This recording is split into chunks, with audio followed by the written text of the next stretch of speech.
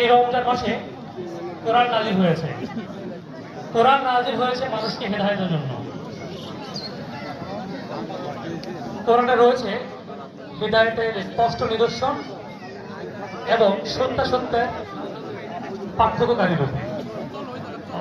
অবশ্যই তোমরা যারা সিয়াম পাবে তোমরা সিয়াম সাধনা করবে।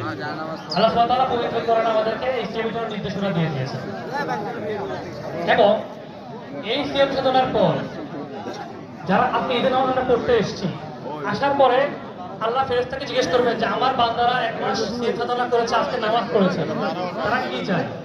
ফেরেশতারা বলবেন তাদেরকে উত্তম, হে আল্লাহ আপনি তাদেরকে উত্তম পারিশ্রমিক দান করে দেন। সুবহানাল্লাহ।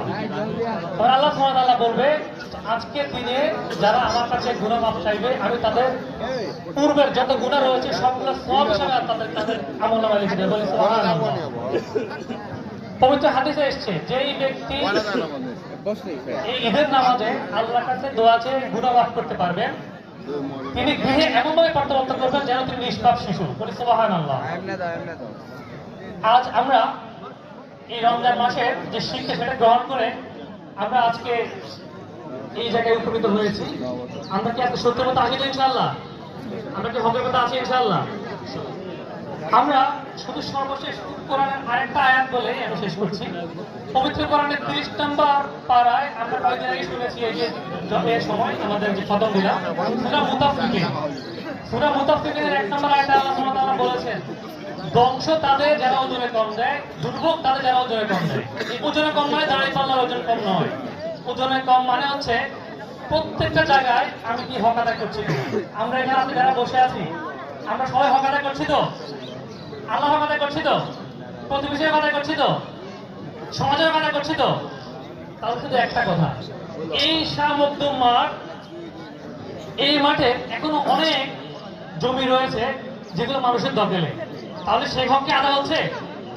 তাহলে আজকে যারা এটা দখল করে আছি তারা আল্লাহকে সাক্ষী রেখে এই নামাজকে সাক্ষী রেখে যদি চায় নিঃসবই ফেরত যাওয়া বাড়িতে তাহলে এই হকটুকু ছেড়ে দেবো ইনশাআল্লাহ। ছাড়বো তো নাকি? নাকি সন্দেহ আছে? এই জায়গা থেকে একটু সন্দেহ আছে, তাই তো?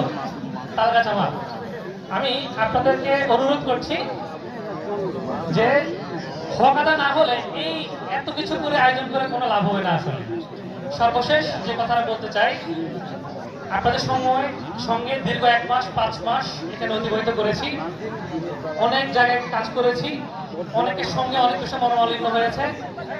এরকম সুযোগ আর পাবো কিনা জানি না, পরবর্তী ঈদ পর্যন্ত থাকতে পারবো কিনা জানি না, রিজিক আছে কিনা জানি না, আল্লাহ বেঁচে রাখবে।